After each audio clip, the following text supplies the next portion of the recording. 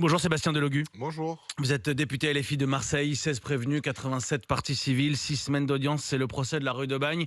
C'est aussi le procès de l'habitat indigne, celui d'une gestion que l'on va suivre à Marseille. Oui, d'ailleurs, juste permettez-moi d'apporter toute ma solidarité aux familles des 8 victimes qui se sont trouvées dans ces immeubles. Je voudrais leur dire déjà qu'on sera toujours à leur côté, et dire aux habitants de Noailles, ce cœur battant de la ville de Marseille, qu'on sera toujours à leur côté durant tout ce qu'ils peuvent vivre, c'est-à-dire de la colère et bien évidemment du chagrin.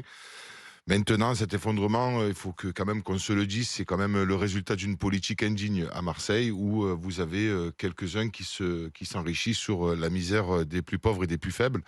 Et comme on peut le savoir, sur ce procès, vous avez eu quand même des syndics véreux qui ont fait des expertises et que ces expertises, on leur a demandé de rentrer chez eux et qu'il n'y aurait aucun problème. Et puis la suite, vous la connaissez, ce constat est complètement alarmant au niveau français aussi, avec 4,2 millions de personnes mal logées. Et à Marseille, vous en avez 100 000. Et actuellement, tout cela Et continue puisqu'il y a eu 1300 immeubles qui ont été frappés de mise en toujours péril frappé et d'un 8 000, arrêté de péril. 8 40 000 000 délogés taudis, à Marseille. 1300 immeubles. Là, vous parliez des syndics et ça fait partie des responsabilités qui vont être recherchées des propriétaires. Politiquement, à Marseille, la majorité a changé. Nos combats sont nés dans le malheur de la rue d'Aubagne, dit le maire de Marseille, qui érige la question de l'habitat en priorité. Mhm. Euh, vous Oui, vous bon, le maire levez de les Marseille, sourcils. non, mais le maire de Marseille, il a quand même dit qu'il allait s'attaquer à l'habitat indigne dans notre ville. Qu'est-ce qu'il a fait depuis? Il y a eu des millions Qu'est-ce qu'il a d'euros. fait depuis? Ben rien, il y a eu des millions d'euros qui ont été posés sur la table. Je crois que c'est à peu près 650 millions qui ont été posés. Qu'est-ce qui a été gaspillé? Ils ont fait un immeuble de 4 étages, quoi. Ils sont en train de commencer un immeuble de 4 étages. Et depuis 2020, il faut quand même comprendre que la crise du logement à Marseille s'accentue. Tout le monde vient me voir pour me demander des logements. Tout le monde m'appelle pour m'expliquer qu'ils sont dans des logements insalubres. Alors très bien, effectivement. De notre côté, vous avez le parquet de Marseille avec les juridictions qui font leur travail. Parce qu'il faut comprendre quand même qu'à Marseille, c'est là où on verbalise le plus et où on met en prison le plus de marchands de sommeil. Mais alors, Ça, qu'est-ce qui c'est bloque clair, mais pour c'est que pas ça la même. change? Puisque maintenant, on a le constat et on le sait, ça fait 6 ans, la rue d'Aubagne désormais. Il y a une grande partie du bâti qui est privée, peut-être que ça ralentit. Est-ce que les responsabilités sont diluées? Il y a la mairie, il y a la métropole, il y a l'État.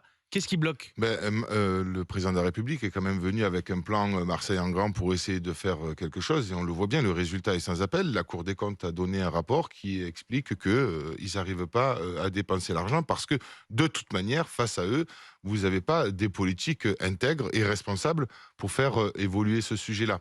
Donc, Là, aujourd'hui, à la mairie de Marseille, il n'y a pas des politiques intègres et responsables? ben non, puisque la preuve, c'est que vous avez 650 millions d'euros qui sont posés sur la table et qu'ils ne sont pas aujourd'hui investis pour justement rénover les immeubles insalubres dans le centre-ville de Marseille. Sur la question des logements sociaux, c'est pareil. Est-ce qu'on a réussi à accélérer la construction de logements sociaux? Non, on a voulu faire des plans en rue où on envisage de démolir des bâtiments. En attendant, les personnes se retrouvent sans logement ou dans des logements de fortune, comme on Alors, peut le voir, et ils se retrouvent à devoir payer pour leur tombe. C'est ce qu'ils disent aussi. C'est un mot extrêmement fort de dire je paye pour ma tombe. parce qu'on peut s'indigner de voir des Marseillais vivre dans ces conditions, bien sûr, mais est-ce qu'il faut craindre, Sébastien Delogu, d'autres drames humains comme ceux de la rue d'Aubagne?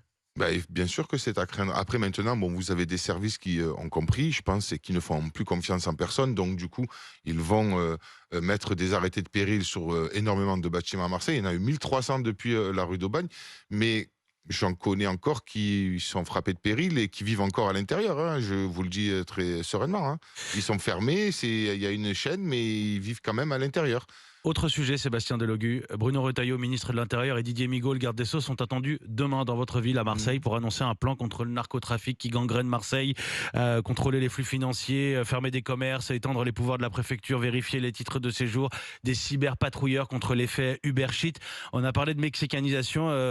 Marseille, c'est Mexico. Non, pas du tout. Marseille, c'est pas Mexico et il Il y a faut un arrêter problème quand avec tout même. ça. Mais Vous êtes au moins d'accord sur le constat? oui, bien évidemment que je suis d'accord sur le constat, puisque je me bats contre le narcotrafic, mais aussi contre le fait qu'il va falloir au moins un jour poser sur la table et accélérer ceci, le fait de légaliser le cannabis en France pour éviter, parce que nous le savons, depuis 30 ans, c'est la même chose, les premiers ministres et les ministres de l'Intérieur se succèdent et c'est toujours des moyens supplémentaires pour la police et des moyens supplémentaires de policiers dans nos quartiers, ils viennent, ils font des opérations et ils repartent.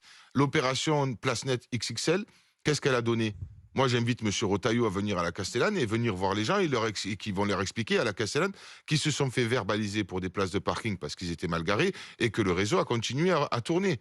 Donc, à un moment donné, il faut arrêter La de seule dire solution, c'est la légalisation. que la seule solution, ce serait de faire de la répression ou d'envoyer des policiers pour régler les problèmes. C'est un problème général d'abandon des services publics, du recul de la République dans nos quartiers.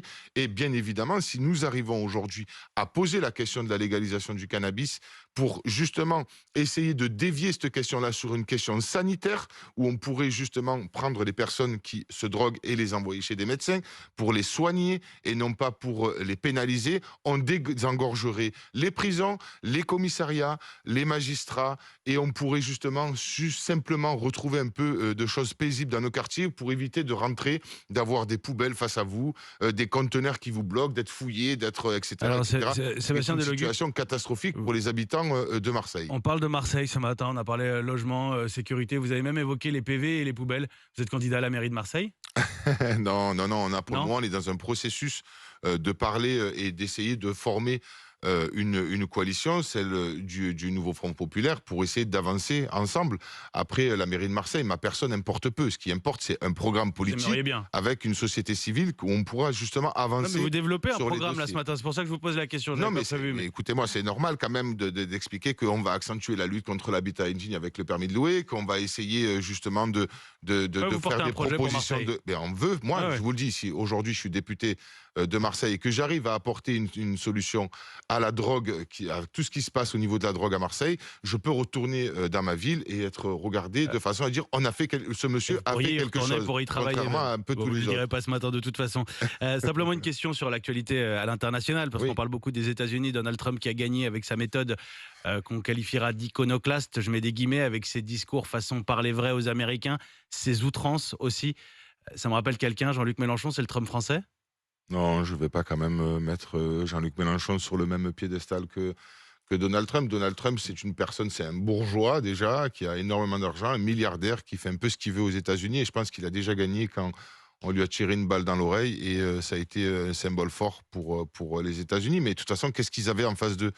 Une gauche absolument molle, qui n'arrive pas à prendre des décisions et qui n'apporte pas un programme de rupture au pays. Et donc, du coup, ça a déstabilisé un peu les électeurs qui ne se sont même pas déplacés pour aller voter.